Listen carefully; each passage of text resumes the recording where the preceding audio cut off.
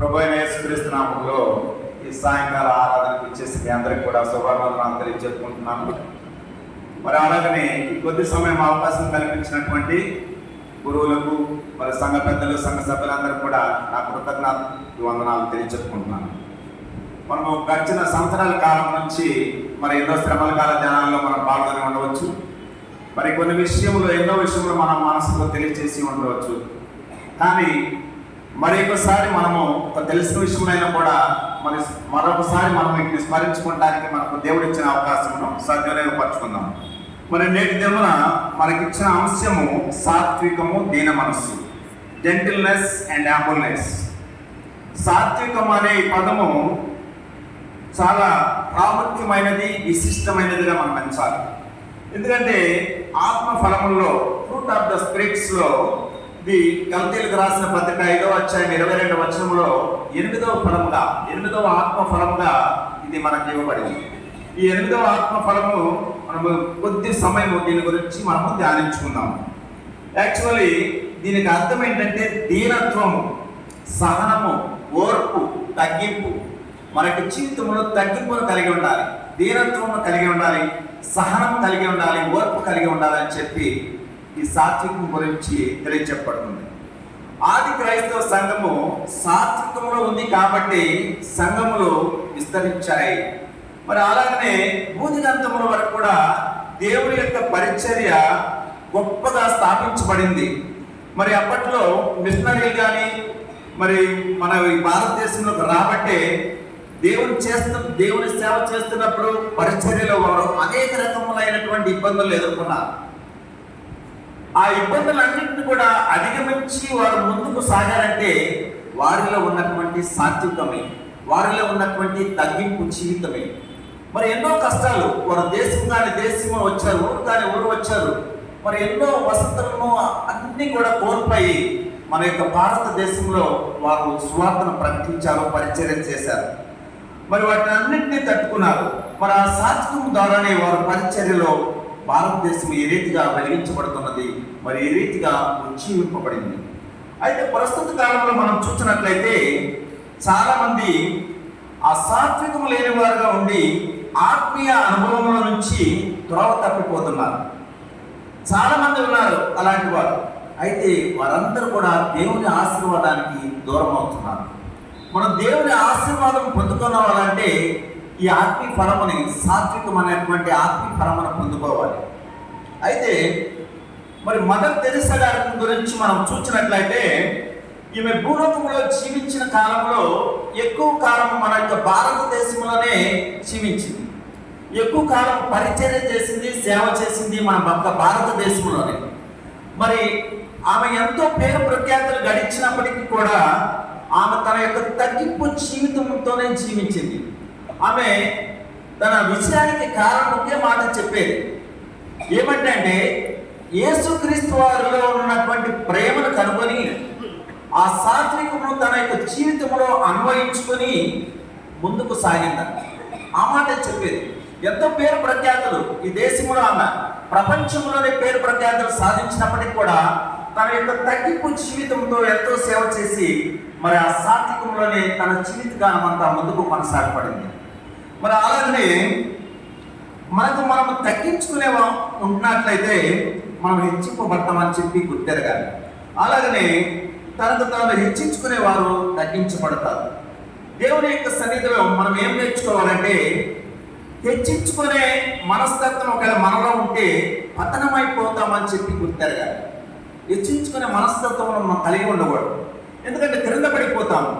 ఎప్పుడైతే మనలో తగ్గింపు జీవితం, తగ్గింపు అనుభవాలు మనం కలిగి ఉంటాయో అప్పుడే దేవుడు మనల్ని అత్యధికంగా ఆశీర్వదిస్తాడు, మేలును మనం కలుగజేస్తాడు. ఎందుకంటే ప్రతి విషయంలో కూడా చాలామంది మరి ఉన్నది ఎంతైతే గొప్పగా చెప్పుకుంటారు, చాలా గొప్పగా. ఎగ్జాంపుల్ మనం తీసుకున్నట్లయితే మరి స్త్రీలు షాపింగ్కి వెళ్ళినప్పుడు మరి బట్టల దుకాణంలోకి వెళ్ళి ఒక చీర కొన్నారే అనుకోండి. మరి చీర కొని దాని ఇంటికి వచ్చేటప్పటికి దాని మీద ఉన్నటువంటి రేట్ స్టిక్కర్ ఉంటుంది కదా, స్టిక్కర్ని తీసేస్తారు. సహజంగా జరుగుతున్న మాట ఇది.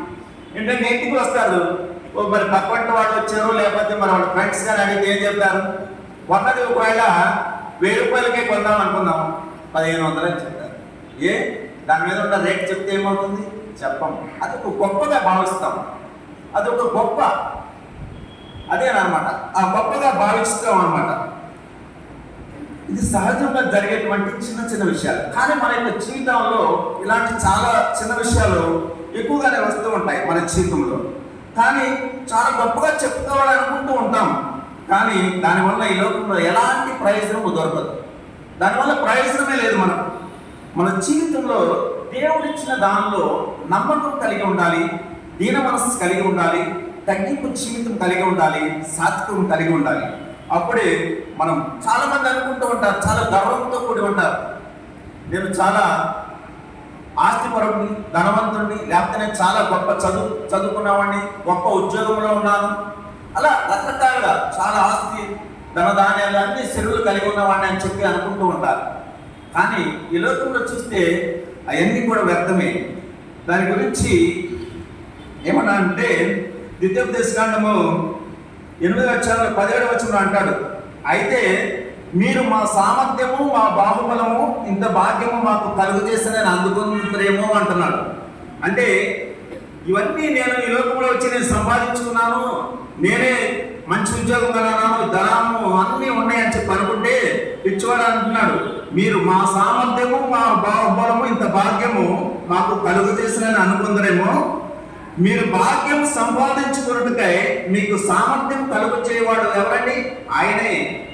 ఈ సామర్థ్యం ఈ లోకంలో మనం సంపాదించుకున్నామంటే ఆస్తులు కానీ ఇవన్నీ ఉద్యోగాలు కానీ ఆయన కలుగు చేసినవి, మనం సొంతంగా చేసుకున్నది ఏం లేవు, మనం ఏమి తీసుకుని పోజాలము, ఇవన్నీ దేవుడు మనకు కలుగు చేసినవి అని చెప్పి మనం గుర్తిరగాలి.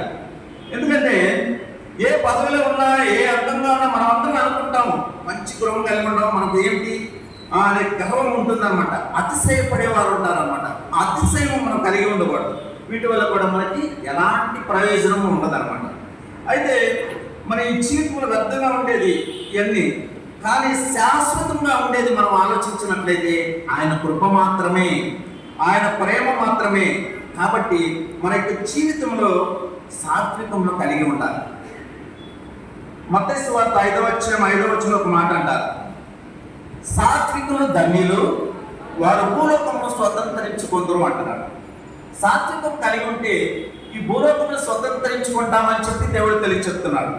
మనం ఈ భూలోకంలో ఉన్న వాటిని, అంటే మనకు కావలసినవి, మనకు దేవుడి దీవెనలు కానీ ఆశీర్వాదాలు కానీ ఏవైతే మనం పొందుపరుచున్నామో అవన్నీ మనం పొందుకోవాలనుకుంటే మనం సాత్వికమును కలిగి ఉండాలి. సాత్వికం జీవితం, దీన మనసును, నెమ్మదిని, తగ్గింపును మనం కలిగి ఉన్నట్లయితే ఈ భూలోకంలో మనకు అవసరమైనవి లేదా పరలోకంలో మనకు అవసరమైనవి దేవుడు మనకి ఇస్తాడు అని చెప్పి తెలియచెప్తున్నాడు. అంటే భూలోకంలో స్వతంత్రించుకుందరు అంటున్నాడు. ఒకవేళ మన జీవితంలో మనం ఆలోచించినట్లయితే మనం పోగొట్టుకుంటున్నామంటే ఏమన్నా మనం పొందవలసిన వాటిని, దానికి గల కారణం ఏంటంటే మనలో సాత్వికం లేకపోవటమే. మనలో ఎప్పుడైతే సాత్వికము ఆ తగ్గింపు లేకపోతుందో దేవుడి నుంచి మనం అవి పొందుకోలేము.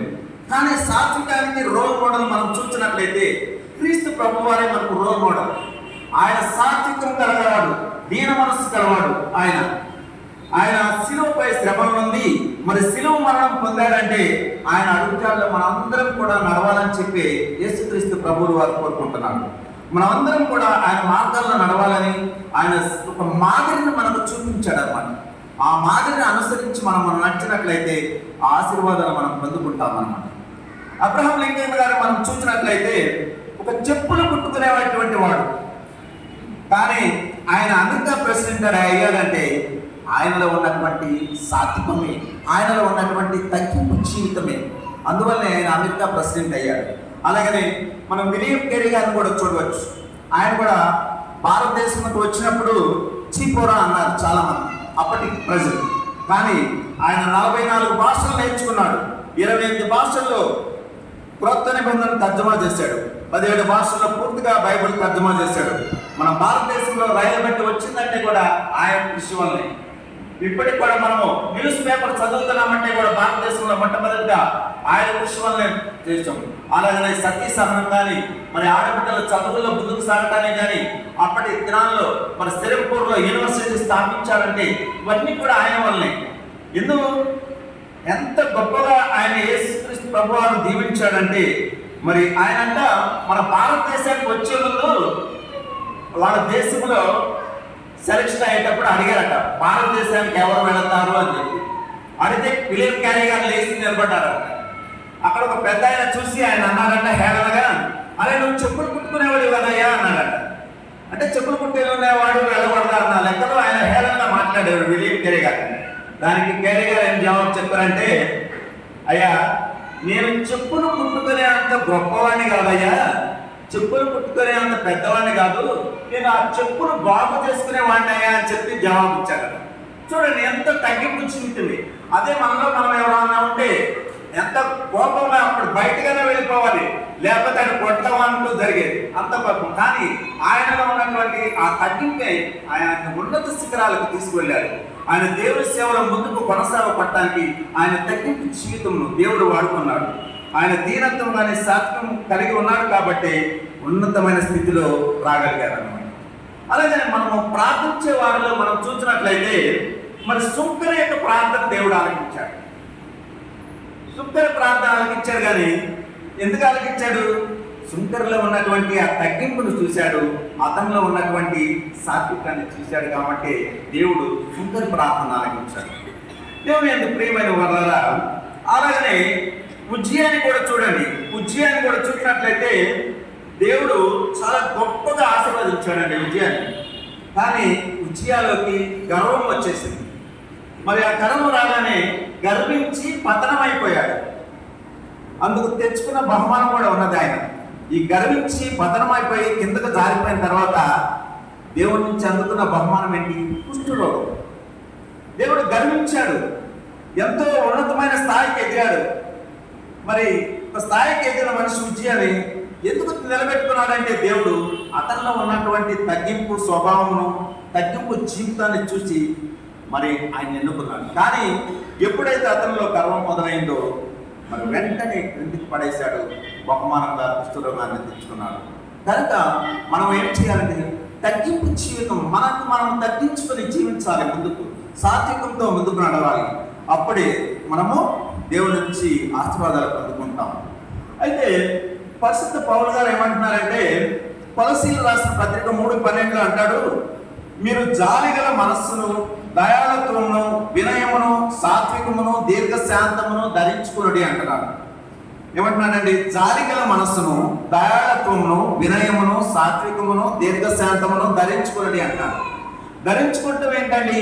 మనం బట్టలు ధరించుకుంటాము, లేదా వస్త్రాలు వేసుకుంటాము అనుకుంటాం. కానీ ఈయన ఏమంటున్నాడంటే ధరించుకోమంటున్నాడు, సాత్వికాన్ని ధరించుకోమంటున్నాడు, దీర్ఘశాంతాన్ని, వినయమును ధరించుకోమని అంటున్నాడు. అలాగే పేతురు రాసిన మొదటి పత్రిక 5:5 కూడా అంటాడు, మీరందరూ కూడా ఎదుటి వారి ఎడల దీన మనస్సును వస్త్రమును ధరించుకొని మిమ్మల్ని అలంకరించుకోండి అంటున్నాడు. పేతురు గారు అయితే ఇంకో మాట ముందుకు వెళ్ళాడు, అలంకరించుకోండి అంటున్నాడు. దీన మనస్సు అనే వస్త్రాన్ని ధరించుకొని మిమ్మల్ని అలంకరించుకోండి అని చెప్తున్నాడు. మరి అలాగనే ఎఫెసీయులకు రాసిన పత్రిక 4:3 కూడా ఒక మాట ఉంది, మీరు పిలువబడిన పిలుపునకు తగినట్లుగా దీర్ఘశాంతముతో కూడిన సంపూర్ణ వినయముతోనూ సాత్వికముతోనూ నడుచుకొనవలనని ప్రభువును బట్టి ఖైదీనైన నేను మిమ్మల్ని బ్రతిమాలుకొనుచున్నాను అంటున్నాడు. ఖైదీనైన పౌలు గారు మనల్ని బ్రతిమాలుకొనుచున్నాడు.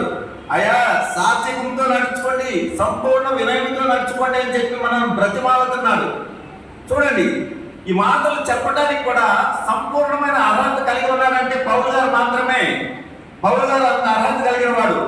మరి పౌలు గారికి ఒక సత్తా ఉంది, మాట్లాడగలిగిన సామర్థ్యం ఉంది. అయితే ఆయన పౌలు గారు సామాన్యుడు కాదండి, ధర్మశాస్త్రంలో పరిపూర్ణంగా ఎదిగిన వాడు. మరి అలాగనే హెబ్రీ గ్రీకు భాషల్లో ఆరితేరిన వాడు, మంచి బలసౌర్యములు కలిగిన వాడు. ఆ రోజుల్లో మరి సౌలుగా ఉన్నప్పుడు ఆయన ఎంత గర్వంతో ఉండేవాడో, అహంకారంతో ఉండేవాడో. మన ఎక్కడైతే క్రైస్తవులు ప్రార్థన చేసుకుంటున్నారో వాటిని ఆపడానికి కానీ, హింసించడానికి కానీ, అవసరమైతే వాళ్ళని చంపడానికి కూడా వెనుకాన్ని సౌలు గారు. మరి ఆ రోజుల్లో అటువంటి రాజులు కానీ మరి అందరూ కూడా భయపడేవారంట ఆయన చూసి. అందుకనే కరెక్ట్ మనిషినే అని చెప్పి సౌలు గారిని నియమించుకున్నాడు, మనల్ని హింసించడానికి, ప్రార్థనలు జరగకుండా క్రైస్తవులు అనే వారిని మరి అవసరమైతే చంపడానికి కూడా. అట్లాంటి పౌలు గారు గర్వముతో విర్రవీగినటువంటి ఆ పౌలు గారు ఏమంటున్నాడంటే ఇప్పుడు, అయ్యా మీరు పిలువబడి పిలుపుకు తగినట్లుగా, అంటే మనమందరం కూడా ఒక పిలుపుకు పిలువబడినాము, దేవుని యొద్దకు పిలువబడ్డాం, ఒక మంచివారుగా జీవించడానికి లోకంలో మనం పిలువబడ్డప్పుడు అన్నాడయ్యా, దీర్ఘశాంతముతో కూడిన సంపూర్ణ వినయముతోను సాత్వికముతోను నడుచుకుని వాళ్ళని ప్రభువును బట్టి ఖైదీనైన నేను ఇప్పుడు గడ్డం పెట్టుకుని బతిమాలుతున్నానయ్యా, రండి, నేను కూడా ఇటువరకు విర్రవీగిన వాడినే, చాలా గర్వంతో ఎన్నో ఘోర కార్యములు చేసిన వాడినే, కానీ ఇప్పుడు చెప్తున్నాను, సౌలు కాదు, ఇప్పుడు నేను పౌలుగా చెప్తున్నాను, మీ గర్వము వినండి, సాత్వికంతో ముందుకు నడవండి, వినయ విధేయతలు కలండి, దీన మనస్సును కలిసి ముందుకు నడుచుకోండి అని చెప్పి మన బ్రతిమాలి పెట్టుకుంటున్నాడు.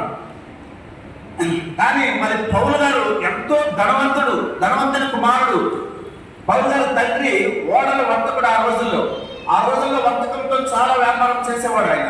అంతటి ధనవంతుని కుమారుడు అయినప్పటికీ కూడా ఆయన ఏమన్నాడు, అవి అన్నీ కూడా పెద్దతో సమానంగా ఎంచుకున్నాడు, అటన్నిటి కూడా త్యజించేశాడు, వదిలేశాడు. తన యొక్క జీవితంలో ముందు చేసిన వాటి గురించి ఒప్పుకుంటున్నాడు, అవన్నీ తప్పు చేశానని చెప్పి. ఎప్పుడైతే పౌలుగా మారాడో మరి అవన్నీ కూడా పెద్దతో సమానమని ఎంచుకొని ఇప్పుడు అంటాడు, మనం బ్రతిమాలుతున్నాడు, అయ్యా నేను ఇటువరకు విరవగిన వాడిని, నేను కూడా రౌడీలాగా ప్రవర్తించిన వాడిని, కానీ మీరు ఆ పనులు చేయొద్దు, మీరు రండి, సాత్వికంతో దీన మనసుతో దేవుని ఎందుకు రండి అని చెప్పి బ్రతిమాలు పెట్టుకుంటున్నాడు మనల్ని.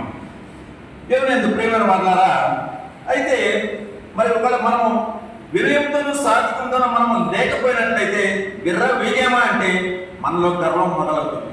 గర్వం మొదలైందా మనము క్రింద పడిపోతాము, అది గుర్తు పెట్టాలి.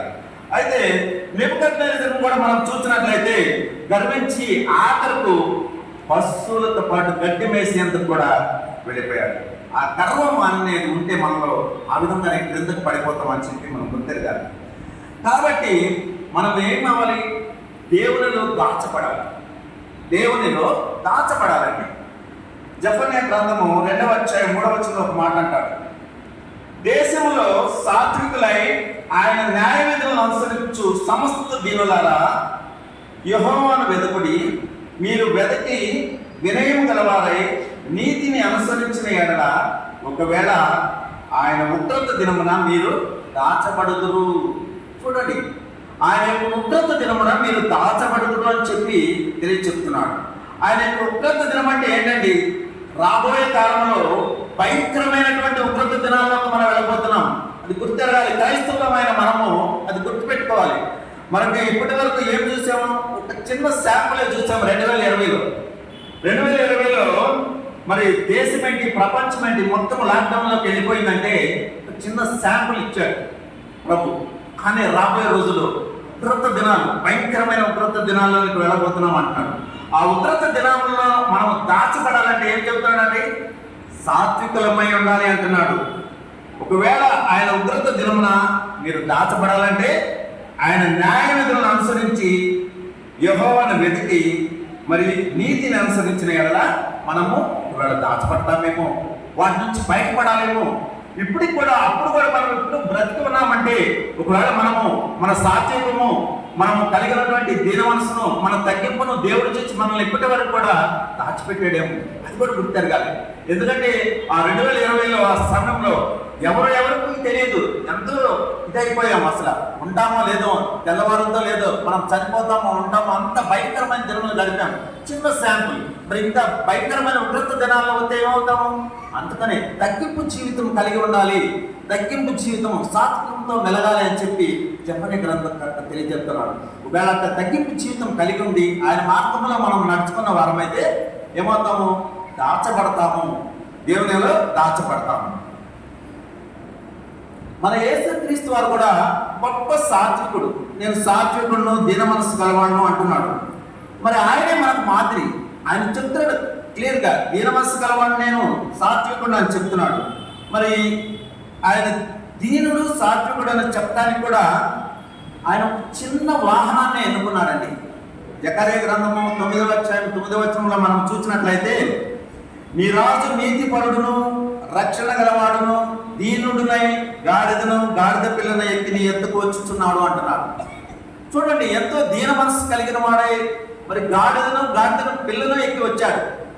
మరి సృష్టి యావత్తు ఆయన చిటికేస్తే ఆయన దగ్గరికి రావచ్చు. ఏ క్రూర మృగాలు కానీ ఎంతటి మృగమునైనా సరే ఆయన పిలిచి తోకాడించుకుంటూ రావాల్సింది ఆయన దగ్గరికి. మరి ఆ వాహనాలుగా ఆయన ఉపయోగించుకోవచ్చు. పులుల్నేమి, సింహాలనేమి, మరి అశ్వాలనేమి, ఏనుగులనేమి, ఎలాంటిదైనా వాడుకోవచ్చు. కానీ ఎందుకు మరి దీన్ని ఊరు వెలుపుల వెలివేయబడినటువంటి గాడిద పిల్లను ఎక్కి తన యొక్క సాత్వికమును, హీన మనస్సును, తగ్గింపును దేవుడు తెలియపరుచుకున్నాడు. దేవుని బిడ్డలారా, మరి ఆయన జీవితం అంతా కూడా మనం చూసినట్లయితే తగ్గింపు గల జీవితమే. ఎందుకంటే ఆయన జన్మించడానికి ఎన్నుకున్న గ్రామము చిన్న కుగ్రామం. మరి అలాగనే మరి తగ్గింపు కలిగిన నిరుపేద కుటుంబాన్ని ఎన్నుకున్నాడు. మరి అలాగనే మరి ఆయన జన్మించింది కూడా పశువుల పాకంలోని, మరుండ పెట్టింది కూడా పశువుల తొట్టులని. కానీ మరి రాజుగా పుట్టాలనుకుంటే మరి రాజు బ్రహ్మలో పుట్టేవాడు. జ్ఞానులు కూడా వచ్చి ఎవరిని అడిగారండి? రాజు దగ్గరికి వచ్చి అడిగారు. ఏ రోజు రాజు దగ్గరికి వచ్చి, అయ్యా యూదుల రాజుగా పుట్టినవాడు యేసు ఎక్కడ పుట్టాడు అని చెప్పి. కానీ రాజు గృహంలో పుట్ల తన యొక్క తగ్గింపును చూపించుకున్నాడు, తన యొక్క సాత్వికమును చూపించుకున్నాడు. మరి అలాగనే మరి గాడిదను ఎందుకు ఎంచుకున్నాడని చెప్పి మనం చూసినట్లయితే నిర్గమకాండము 13:13 ఒక మాట ఉంటుంది. ప్రతి గాడిద తొలి పిల్లను వెల ఇచ్చి విడిపించి దానికి మారుగా గొర్రె పిల్లను ప్రతిష్ఠింపవలెను అంటున్నాడు. ప్రతి గాడిద తొలి పిల్లను వెల ఇచ్చి విడిపించి దానికి మారుగా గొర్రె పిల్లను ప్రతిష్ఠింపాలని అంటున్నాడు. అంటే యేసయ్య ఈ లోకంలోనికి ఒక గొర్రె పిల్లగా వచ్చాడు. మరి మనందరినీ కూడా సంపూర్ణంగా విడుదల కలగ చేయడానికి ఆయన గొర్రె పిల్లగా మారి తనకు తాను తగ్గించుకొని విడిపించాడు అన్నమాట. మనల్ని విడిపించాడు. ఏ విధంగా అయితే గాడిద పిల్లను గొర్రె పిల్లకి ఇచ్చి విడిపిస్తారో మనల్ని కూడా, మనందరం గొర్రెలం కాబట్టి ఆయన గొర్రె పిల్లగా వచ్చి మనల్ని విడిపించాడని చెప్పి మనం గుర్తెరగాలి. అయితే మరి ఎప్పుడు కూడా మన జీవితంలో గర్వం అనేది వస్తుందో, అహంకారం వస్తుందో అప్పుడు మనం కిందకు పడిపోతామని చెప్పి గుర్తెరగాలి. అయితే ఒక వృక్షాన్ని మనం చూసినట్లయితే ఒక పెద్ద మహావృక్షం, ఆ వృక్షం క్రింద ఒక చిన్న గడ్డి ఉన్నది. మరి ఆ రోజు ఒక భయంకరమైనటువంటి తుఫాన్ వచ్చిందంట, వర్షం వచ్చింది. మరి నీరు అంతా వచ్చినప్పుడు మరి చెట్టు అనుకునేదంట పొద్దాకి పెద్ద వృక్షము గడ్డి నువ్వెంత దాని అని చెప్పి ఎప్పుడు కూడా దీన్ని హేళనగా మాట్లాడేదంట. నువ్వు ఎంత దానివి, నేను చూడు ఎంతమంది నీడను ఇస్తున్నాను, నా ఎంతమంది వచ్చి నా కింద సేద తింటారు, నువ్వు వట్టి గడ్డి పరకవు అని చెప్పి హేళన చేసి మాట్లాడుతూ ఉండేదంట. ఈ వర్షము తుఫాను వచ్చినప్పుడు ఈ మహావృక్షము నేల పడిపోయింది. ఈ వర్షం నీటికి కూడా ప్రవాహానికి గడ్డి పరక కూడా వెంగిపోయింది. కానీ వర్షం ఆగిపోయింది, నీటి ప్రవాహం ఆగిపోయింది. చెట్టు అయితే పడిపోయింది కానీ పైకి లేవట్లేదు వృక్షం. గడ్డి పరక అయితే లేచి నిలబడింది. అంటే మన యొక్క తగ్గింపు జీవితం, మనం ఎప్పుడైతే తగ్గించుకుంటామో హెచ్చింపబడతాము.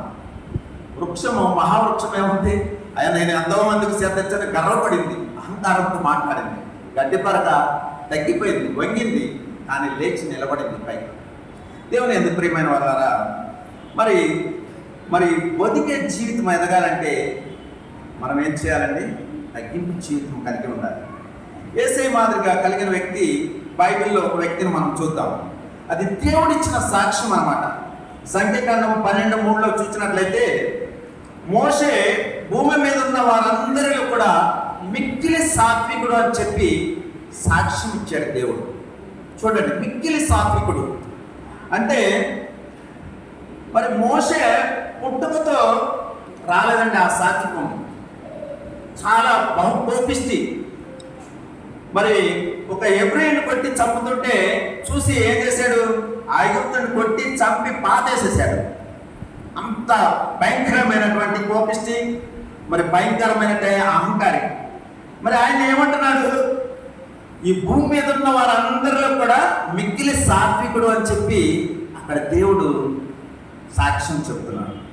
అయితే ఎప్పుడైతే కొట్టి చంపి ఐగుప్తు నుంచి మోషే గారు బయటకు వెళ్ళాడో అరణ్య ప్రదేశంలోకి, ఆ 40 రోజులు కూడా భయంకరమైనటువంటి ట్రైనింగ్ పొందాడు దేవుని దగ్గర.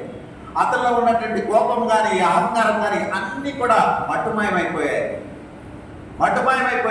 ఆ తర్వాత 40 సంవత్సరాల ప్రయాణంలో మరలా వచ్చి మరి వీళ్ళని ఇజ్రాయెల్ ప్రజలందరూ కూడా నడిపించడానికి ఆయన ఉన్నటువంటి ఓర్పును చూడండి, సహనాన్ని చూడండి, ఎంత ఓర్పు కలిగి ఉన్నాడు.